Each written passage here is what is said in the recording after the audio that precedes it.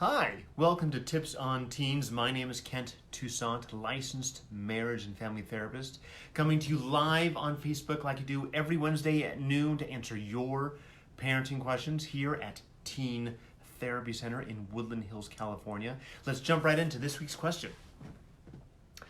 My wife and I are not happy in our marriage. We argue all the time, and I can't take it much longer. The only reason we haven't separated yet is because of our kids. We both agreed a few years back that we should raise our kids first before separating, but I don't think either of us will make it. Our youngest is only 9.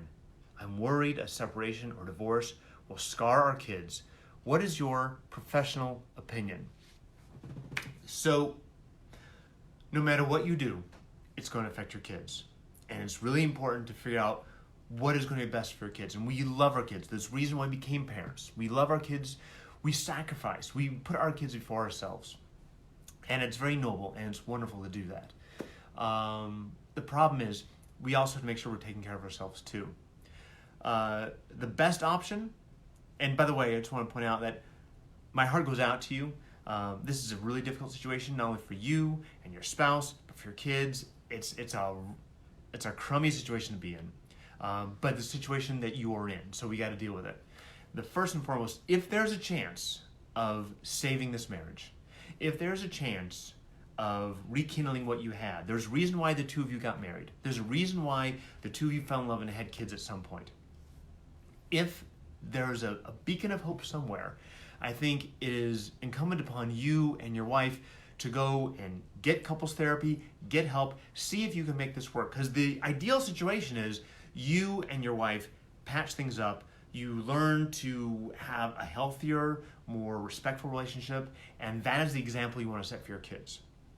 If that is all possible, I encourage you to pursue that.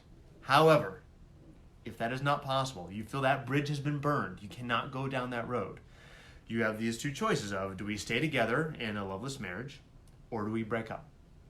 So, if you decide to stay together, which is an option, can the two of you get along? Can the two of you be respectful to each other? Be kind to each other? And if you can do that, well then why can't you fix this marriage? So my hunch is it's probably not going to last. Usually what happens is there's more resentment. It keeps getting bigger and bigger and bigger and more resentment, and then something happens or someone does something that it just goes beyond the line and cannot be forgiven. And all hell breaks loose, and there's this war, and the kids are stuck in the middle, and we don't want that. So I've seen families who have been able to stay together in, just a co-parenting relationship. I think that's a very rare exception. You're already saying in this letter here, or this email, that your youngest is 9 and you don't think you've got another 9 years, you guys can make it. So if couples therapy is not an option, you guys can't work this relationship out, I encourage you to work towards a separation while hopefully the two of you have some shred of respect for each other.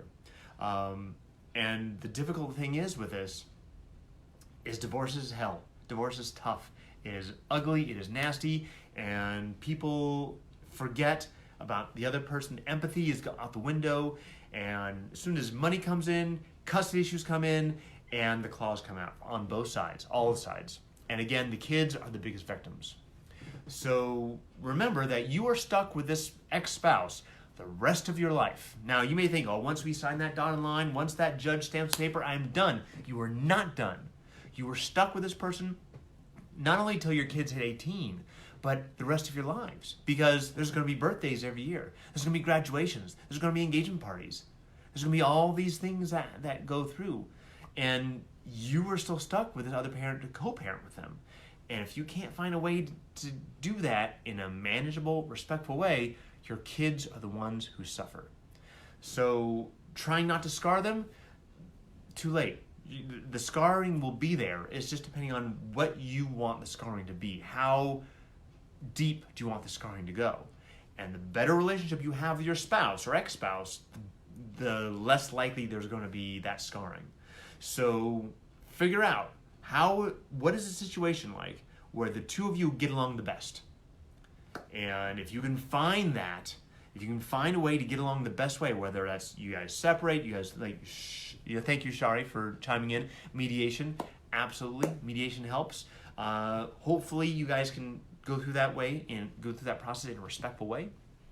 I keep kind of hitting that because I think it's really important. Myself and many other therapists, we see families go through divorce, and it's a battle of attrition, and everyone loses. So I really encourage you to remember to put your kids first, and that doesn't mean attack the other spouse and make that person the bad one. That puts your kids first. It doesn't. It's about finding a way to have a middle ground where you guys can get along and put your kids' needs over your needs, because they didn't choose this. They are innocent bystanders in all this. For more information, I have a link in the text below about an article read a few years ago called Co-Parenting with Your Hated Ex-Spouse that may apply in this situation also. If you love these questions and you have a question of your own, you can always email us at tipsonteens@teentherapycenter.com, or you can just direct message us right here on Facebook. Next week, we had a great question, a Father's Day question about a father who wants to rekindle his relationship with a son and finding that he's struggling with that. So we're going to address that next Wednesday at noon here on Facebook Live. Thanks again for watching. My name is Kent Toussaint, and I'll see you next Wednesday at 12. Bye-bye.